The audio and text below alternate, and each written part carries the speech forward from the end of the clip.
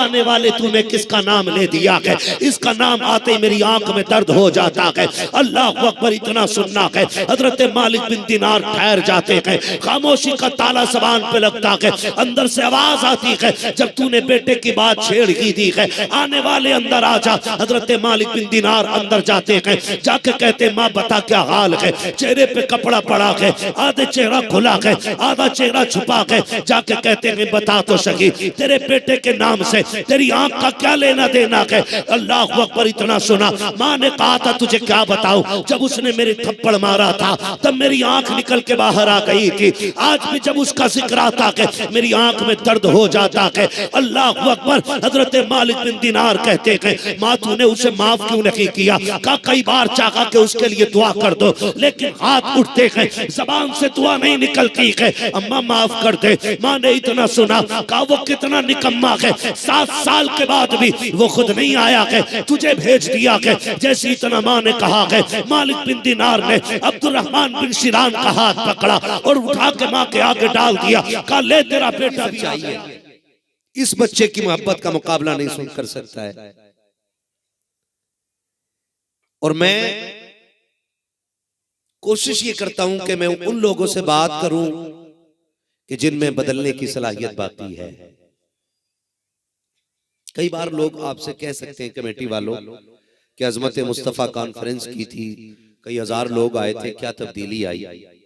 तो आप इतना जरूर कर लेना कि इतने बदल जाना कि सुबह अगर कोई तुमसे ये पूछे कि रात महफिल में गए थे कितने बदले, तो कह देना जलसे में जाने से पहले गाने सुनते थे, जब से जलसे से लौट के आए हैं हुजूर की नातों के तराने सुनने लग गए हैं। इतनी बात तुम्हारे अंदर आ जानी चाहिए। और रह गई उन लोगों की बात जो ये कहते हैं जलसे से क्या मिलता है, हम जैसे गए थे वैसे ही आ गए, कुछ मिलता तो हमें भी मिलता। बारिश जब होती है ना तो ऊंची नीची जमीन पे बराबर होती है। पानी उसी जमीन पे इकट्ठा होता है जहां जमीन में गड्ढा होता है। ऊंचे टीले पे पानी नहीं रुकता है। यहां आने को हजार आएंगे, लेकिन फायदा उन्हें मिलेगा कि जिनके दिल इस्लाह को कबूल करने का नजरिया लेके बैठे होंगे। ये ख्याल रखिएगा मेरी बातों का। वरना रह गई खाली आने की बात तो लोग मदीने से खाली लौट आते, तो क्या मतलब वहां भीख नहीं मिलती।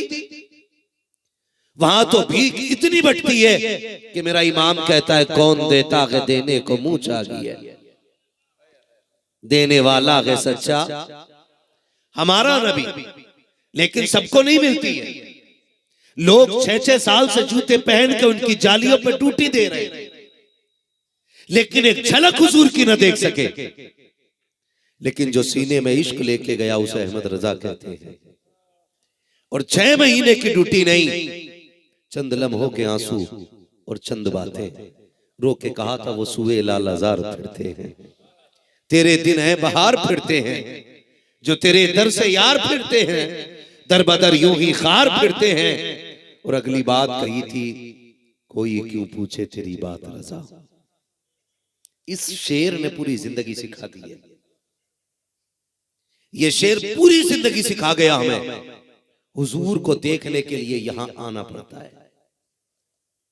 अपने वजूद को इतना गिराना पड़ता है, कोई क्यों पूछे तेरी बात रजा। कभी ठेकेदारों और जमींदारों को हुजूर दिखाई नहीं देंगे, अपने वक्त के बड़े मनसब पे बैठने वाले बड़े नजरिए के लोगों को हुजूर दिखाई नहीं देंगे। हुजूर को देखना है तो ये नजरिया पैदा करना पड़ेगा, कोई क्यों पूछे तेरी बात रजा।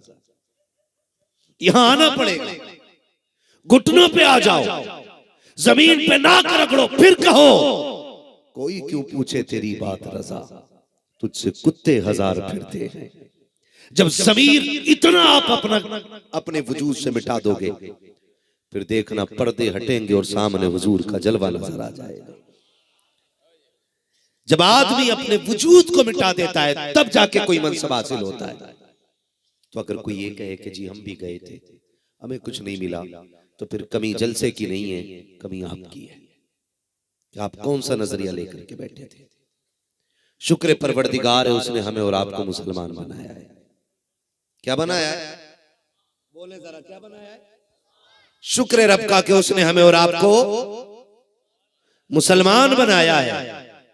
और करम ये किया है कि हमें और आपको बरेलवी सुन्नी बनाया है।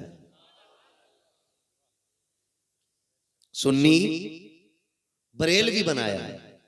और सुन्नी बरेलवियों का ये ऐलान है कि वो जो न थे तो कुछ न था, वो जो न हो तो कुछ न हो, जान है वो जहान की, जान है तो, जान है तो, आप नहीं थके तो बोल सकते ना, जान है तो जहान है। ये ख्याल रखिएगा, मैं इंतजार नहीं करूंगा अल्लामा दिल नवाज साहब मुझे इशारा करके कहीं माइक छोड़ दे, मैं आपका मुंह देख के माइक छोड़ दूंगा।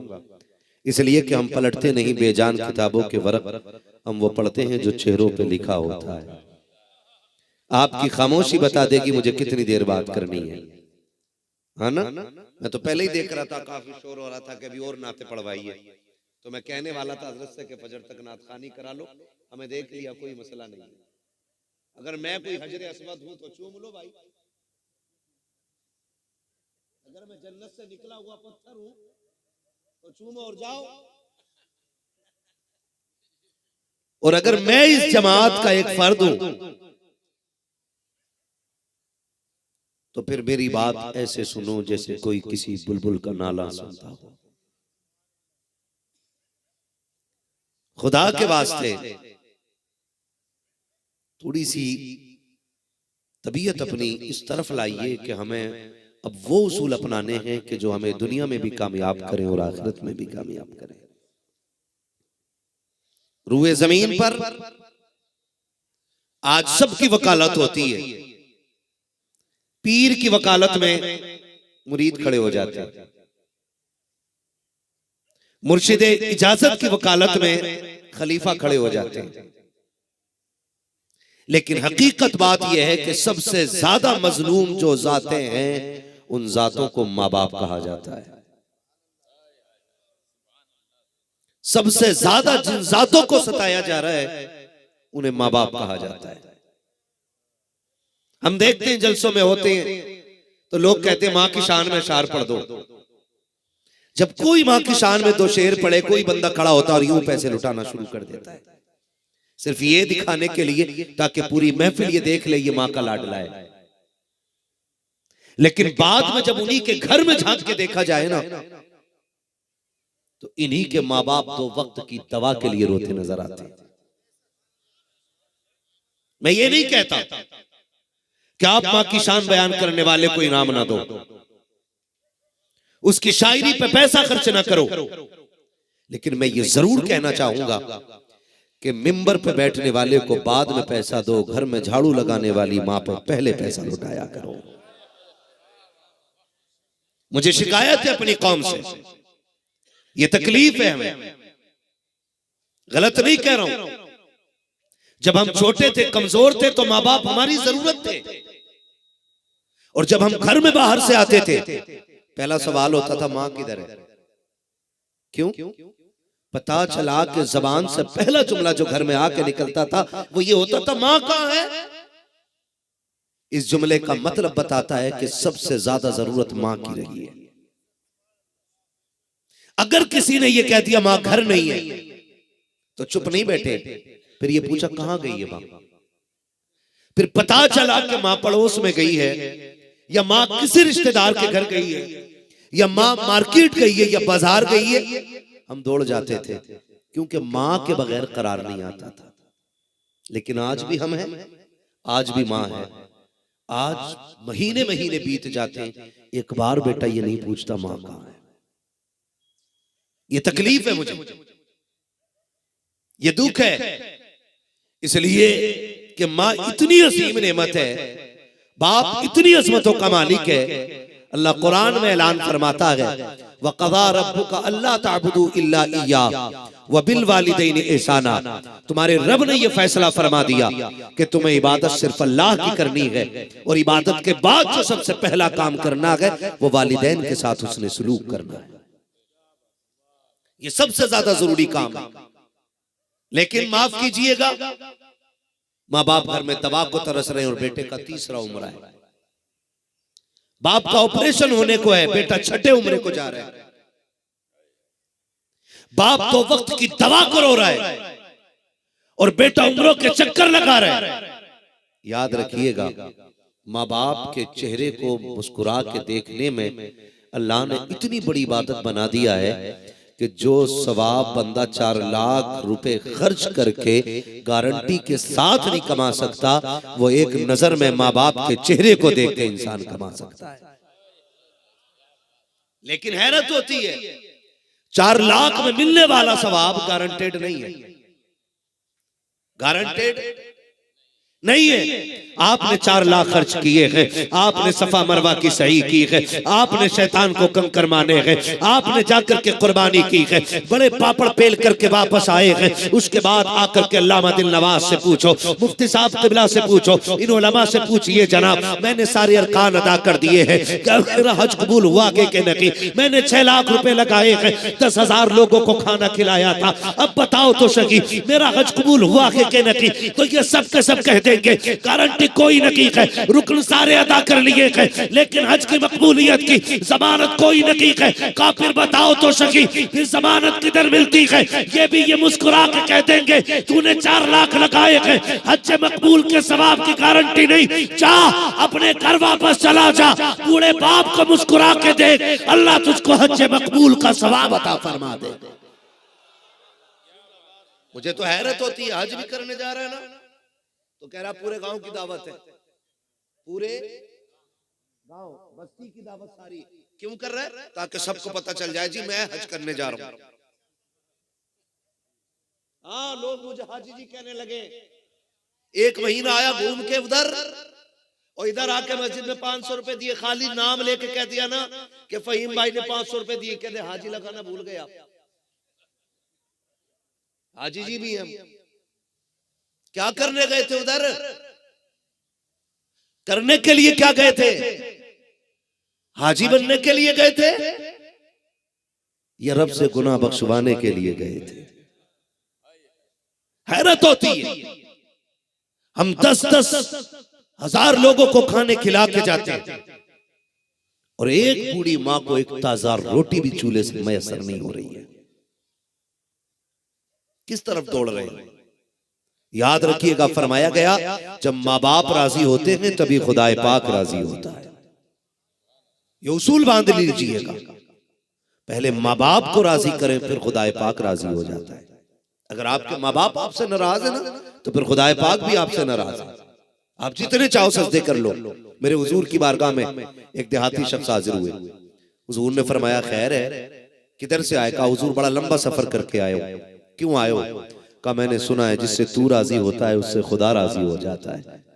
कहा क्या करने आए हो? कहा आपको राजी करने। अब मेरे नबी तो दिलों के हाल जानने वाले। फिर मैं पीछे किसे छोड़ा है? कहा बूढ़े माँ बाप। कहा किस हाल में छोड़ा? कर रोते हुए। फिर मेरे नबी ने फरमाया वापस चला जा। कहा क्यों? कहा जिसे रोता हुआ छोड़ आया है उसके लबों पे मुस्कुराहट दे देना, मदीने वाला भी राजी हो जाएगा, काबे वाला भी राजी हो जाएगा। ये सबसे ज्यादा जरूरी काम है। माँ बाप को राजी करना सबसे ज्यादा जरूरी है, लेकिन आज इन्हीं से सबसे ज्यादा बंदा बेफिक्र बैठा है। इन्हीं की तरफ तवज्जो नहीं है किसी की भी। आज ना सर्दी का मौसम है, जाके देख लो, लोग कहते हैं जी शुक्र है मैं अपने माँ बाप को खूब इज्जत दे रहा हूं। और माँ बाप से पूछो क्या हाल है, तो माँ बाप जैसा दिल रब ने माँ बाप को दिया है ना वैसा किसी को नहीं मिला है। बेटे भूखे भी रखते हैं ना, तो कभी माँ बाप ये नहीं कहता मेरा बेटा रोटी नहीं दे रहा है, बल्कि फाके से रहने वाला बाप भी कहता है अल्लाह ने जैसी औलाद मुझे दी, अल्लाह सबको ऐसे बेटे अता कर दे। जैसे रब ने मुझे बेटे दिए हैं ऐसे मुझे भी बेटे अता कर दे। हर बाप अपने बेटे की तारीफ किया करता है। आओ मैं तुम्हें बता दूं, राज तो ऐसे नहीं खुला करते हैं, लेकिन याद रखिएगा अगर आपको ये पता लगाना है कितने लोग माँ बाप की इज्जत करते हैं, कितने लोग माँ बाप की कदर करते हैं, तो जाओ जाकर के कभी चौक में देखो, कभी मैदान में जाकर के देखो, जहाँ पे आग जला करके लोग तापते हैं, आग बुझ जाती है, राख बाकी रह जाती है, अगर फिर भी उस राख के सहारे कोई बूढ़ा बैठा हुआ है तो समझ लेना इसके बेटों ने इसके लिए घर की जमीन तंग कर दी है। अगर फिर भी बुझी राख के सहारे कोई बूढ़ा बाप बैठा हुआ है, समझ जाइएगा कि इसके बेटे इसकी इज्जत नहीं कर रखे हैं। तुम्हें खुदा का वास्ता दे के कहता हूँ, हरम के साए में जाके जन्नत ढूंढने वालों, गुम्बद खजरा के दाएं बाएं जाके जन्नत की बगारें तलाश करने वालों, तुम्हारी जन्नत सड़कों पे फिर रखी है, तुम्हारी जन्नत चौकों में टहल रखी है, तुम्हारी जन्नत सिग्नल पे आके भीख मांग रखी है। याद रखिएगा, अगर तुम्हारे माँ बाप को तुमसे तकलीफ है, फिर खाने काबा में भी जाके मर जाओगे, अल्लाह उस वक्त तक राजी नहीं होगा जब तक तुमसे तुम्हारे माँ बाप राजी नहीं हो जाए। सुभान अल्लाह, सुभान। नारे तकबीर, नारे तकबीर, नारे रिसालत, नारे रिसालत। सुभान अल्लाह, सुभान अल्लाह। गलत नहीं कह रहा हूं, जब जिंदा होते हैं तो कदर कोई नहीं करता, कोई दो रोटी देने तैयार नहीं, इल्ला माशाअल्लाह। सर्दी में रोटी जल्दी ठंडी होती है, सर्दी में रोटी जल्दी ठंडी होती है। बाप कहता बेटे, बहू से कहता, बहू से, अल्लाह माफ करे, बेटियों को भी ये सबक पढ़ाओ, बेटियों को भी। बाप बहू से कह रहा है, बेटी एक ताजा रोटी मिल जाती ना तो मेरा पेट भर जाता। डायरेक्ट ताना मिलता उधर से, बहू 11,000 फौरन करंट उसमें आता। वो डायरेक्ट कहती है, बेटियों के दौर में कभी गर्म रोटी खाई, अब बुढ़ापे में शौक हो रहा है। जब बहुएं ये ताना देती है ना तो बाप का कलेजा टूट जाता है। अगर तेरी बीवी ने उसे ताजे रोटी का ताना दिया है, फिर उसके मरने के बाद पूरी दुनिया के मौलवियों से कुलखानी कराना, उस दुख का इलाज नहीं हो सकता है, उस दर्द पे मरहम नहीं रखा जा सकता है। उसने जो ताजा रोटी मांगी थी ना, शौक के लिए नहीं मांगी थी। जाओ जाके बेटियों को समझाओ, अगर सास ससुर ताजा रोटी मांग ले, मेरी बेटी लहजे बिगाड़ के बात ना करना, उसको बेटी का ताना मत देना। दुनिया की 1000 बहुएं एक ससुर को वो सुख नहीं दे सकती है जो एक बेटी तनहा बाप को पाल के दिखा देती है। जाओ घरों के जाके जायजे ले लो, बेटी की जिंदगी में बाप के होना ये खुदा की बहुत बड़ी रहमत होती है। अगर बहू ये ताना देती है कि बेटियों के दौर में कितनी गर्म रोटियां खाई थी जो आज खाओगे, पहला जवाब तो ये है, बेटी जब जवानी का दौर था तो ये पत्थर चबा जाता था, गर्म रोटी की जरूरत ही क्या थी, ये तो पत्थर चबा लेता था, इसके दांतों से पत्थर टूट जाते थे। जब से बुढ़ापा आया है, दांतों की ताकत चली गई है, मसूड़ों से रोटी खाना शुरू कर दिया है, और रह गई बेटी की बात, तो बेटी की जरूरत कौन पूरी कर सकता है, बेटी की जगह कौन ले सकता है। खुदा की कसम, जब बेटी घर की दहलीज में होती है, बाप रात के 1 बजे आता है, जो सबसे पहले दरवाजा खोलती है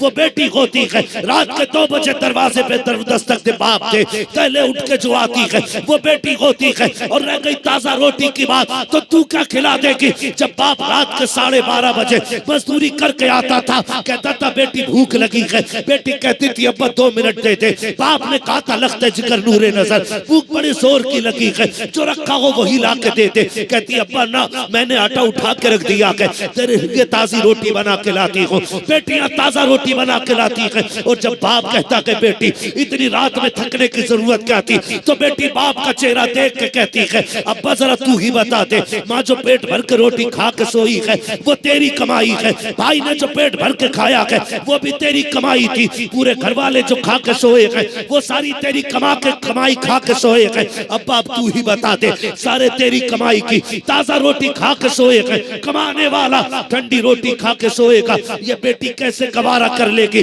खुदा की कसम, जब बेटियां मौजूद होती हैं तो बाप को बोलने की जरूरत नहीं पड़ती। हकीकत तो ये है, जब बेटी घर पे होती है तो बाप नहीं बल्कि बादशाह नजर आता है, और बेटी बेटी नहीं वो शाहजादी नजर आया करती। ये रिश्ते होते हैं।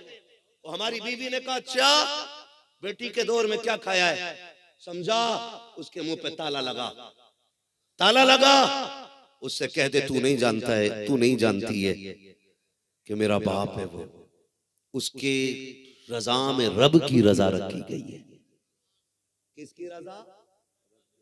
रब की रजा रखी गई है। माफ कीजिएगा, हमारे रवैये बड़े खराब हैं। एक जगह गए हजरत तो वहां सिगरेट भी रखी फाता में 40 में, पुड़ियां रखी। ये क्यों रखी? ये तो बताया कि हमारे अब्बा पुड़ियां भी खाते थे,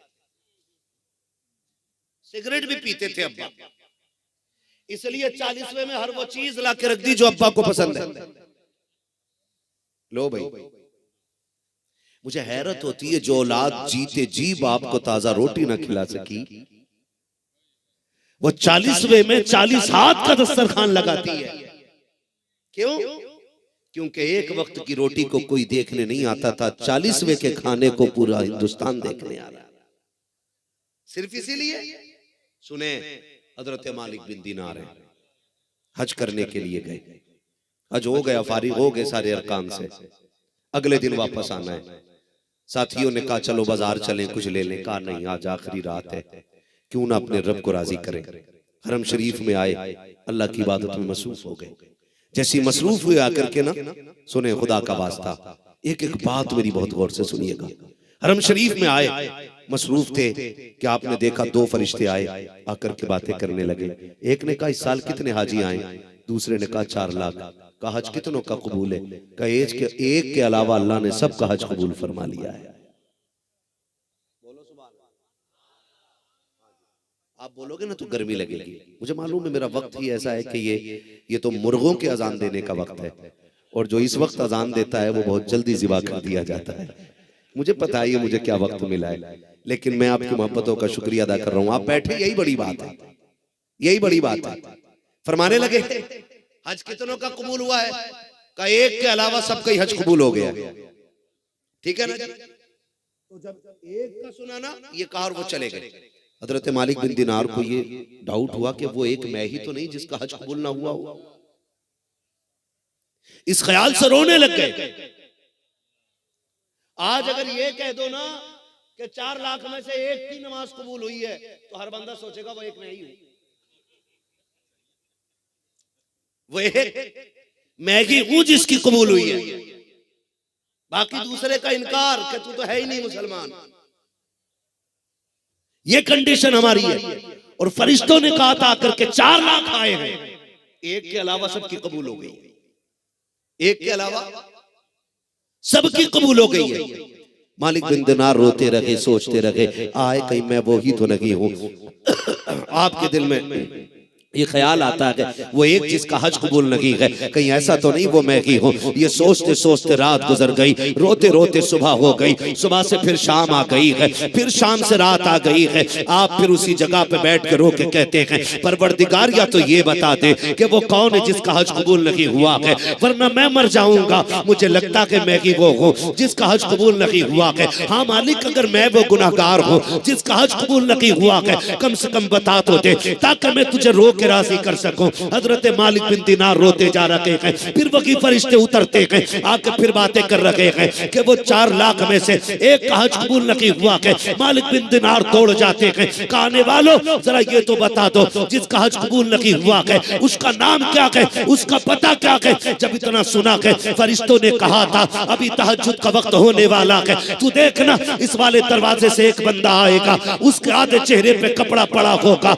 और उसकी जबान पे तस्बीह होगी, लब्बैक अल्लाहुम्मा लब्बैक। जैसी वो लब्बैक की सदा देगा, काबे से आवाज आएगी ला लब्बैक ला लब्बैक, तू आ गया है लेकिन हमने तेरी हाजिरी कबूल नहीं की है। अल्लाह अकबर इतना सुना है, मालिक बिन दीनार बैठ जाते हैं। इतने में तहज्जुद के वक्त में एक शख्स आता है, जैसे कि वो अंदर आता है, नाम अब्दुर्रहमान बिन शिरान है, कद लंबा है, चेहरा खूबसूरत है, आंखें नीली है, लंबे चौड़े कद का बंदा है। जैसी दाखिल होता है, आवाज दे के कहता है लब्बैक अल्लाहुम्मा लब्बैक, आवाज आती है ला लब्बैक। जैसी इतनी आवाज आई है, हजरत मालिक बिन दीनार उठ के खड़े हो जाते हैं और अब्दुर्रहमान बिन शिरान के कंधे पे हाथ रख के कहते हैं यार तूने ये आवाज सुनी है जो मैंने सुनी है? कहा कौन सी आवाज? कि तूने कहा है लब्बैक, उधर से आवाज आई है ला लब्बैक। कहा ये आज नहीं, ये मैं 7 साल से सुनता चला रहा हूँ। जैसे इतना सुना के मालिक बिन दीनार कहते हैं बता तो सकी कौन सी खता करके बैठा है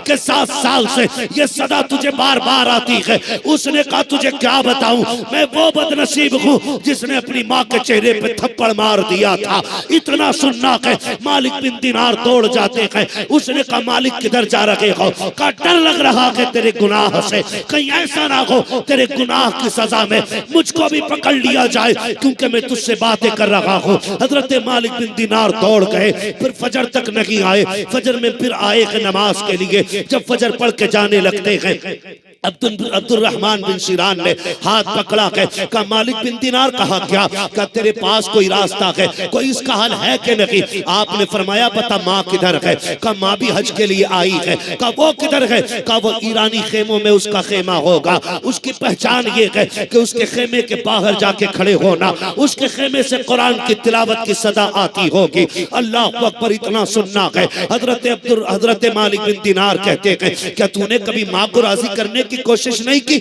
उसने कहा कई बार सोचा है लेकिन हिम्मत ना हो सकी। हजरत मालिक बिन दिनार ने हाथ पकड़ा है और उस ईरानी खातून के खेमे पे लेकर के आए हैं। दरवाजे पे आवाज दे के कहते हैं अब्दुल रहमान बिन शिरान की अम्मी है क्या? जैसे इतना कहा है माँ ने ठंडा होकर भरा, लंबी सांस लेके कहा हाय आने वाले तूने किसका नाम ले दिया है? इसका नाम आते ही मेरी आंख में दर्द हो जाता है। अल्लाह अकबर, इतना सुनना है। हजरत मालिक बिन दिनार ठहर जाते हैं। खामोशी का ताला जबान पे लगता है। अंदर से आवाज आती है जब तूने बेटे की बात छेड़ ही दी है, आने वाले अंदर आ जा। हजरत मालिक बिन दिनार अंदर जाते हैं, जाके कहते माँ बता क्या हाल है? चेहरे पे कपड़ा पड़ा है, आधे चेहरा खुला है, आधा चेहरा छुपा है। जाके कहते हैं बता तो सही तेरे बेटे के नाम से तेरी आंख का क्या लेना देना है? अल्लाह अकबर, इतना सुना। माँ ने कहा था तुझे क्या बताऊं, जब उसने मेरे थप्पड़ मारा था तब मेरी आंख निकल के बाहर आ गई थी। आज भी जब उसका जिक्र आता है मेरी आंख में दर्द हो जाता है।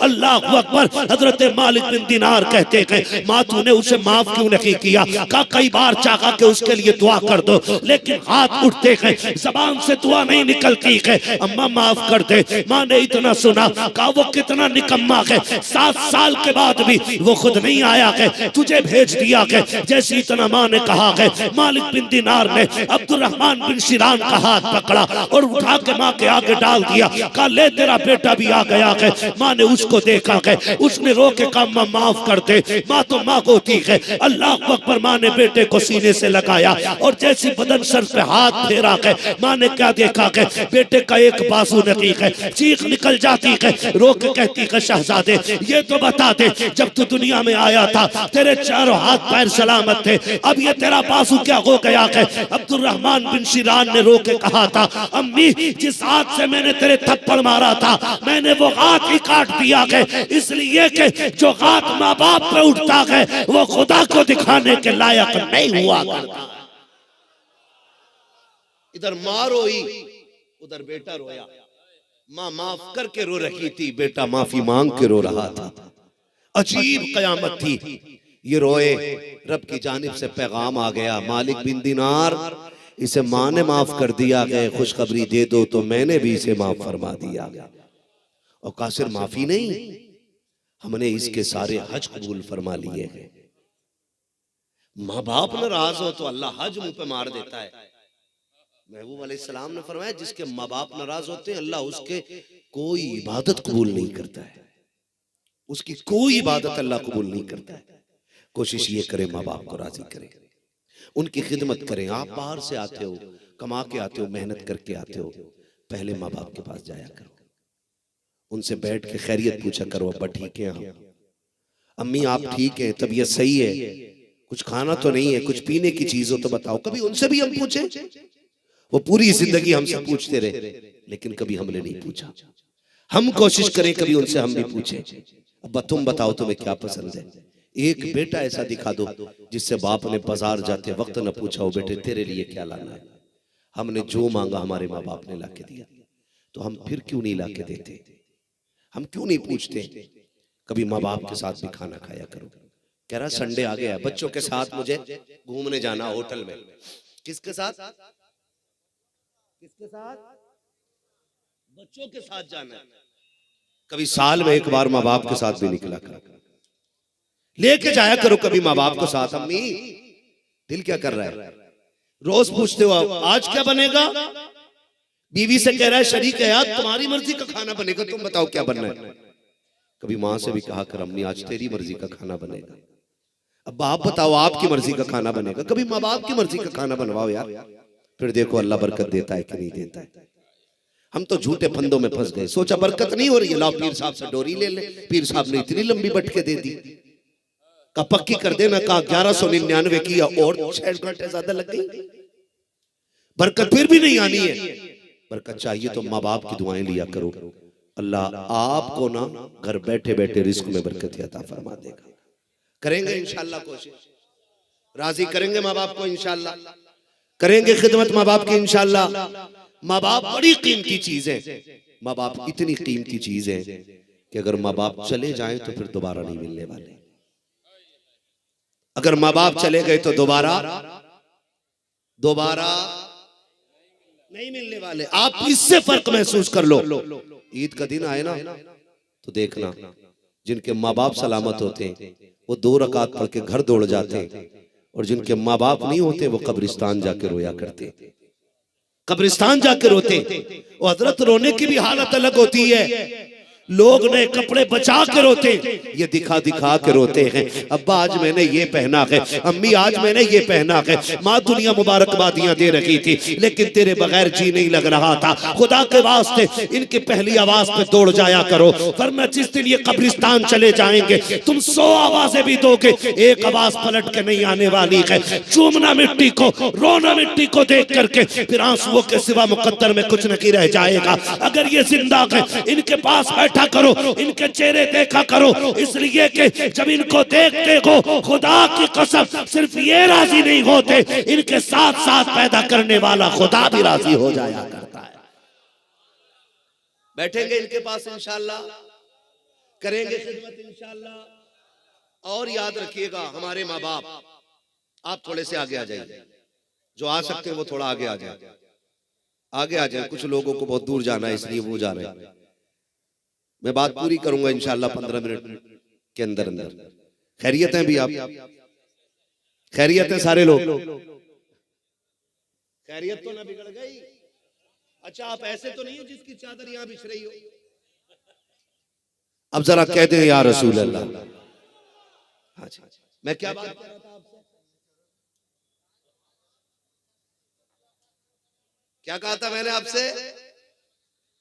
माँ बाप की खिदमत किया करो, माँ बाप को राजी करने की कोशिश करो, राजी। ये सबसे बड़ी दौलत है हमारे लिए। हमारे माँ बाप हमें घर में आवाज देते रहते हैं, बेटे बात सुन ले, हम मोबाइल में लगे, कुट कुट कुट कुट कुट कुट कुट कुट कुट कुट कुट कुट कुट कुट, अभी आया अभी आया।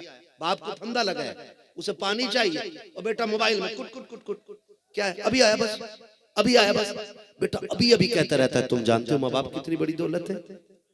समझो जरा, उनसे पूछो जिन पे माँ बाप नहीं है, कब्रिस्तान चले गए, कितने याद आते हैं वो, कितने याद आते हैं। जब बाप होता है पता ही नहीं चलता जवानी कब आ गई, और जब बाप ना हो ना तो फिर जवानी नहीं जिंदगानी मुश्किल लगती है, जिंदगानी मुश्किल लगती है।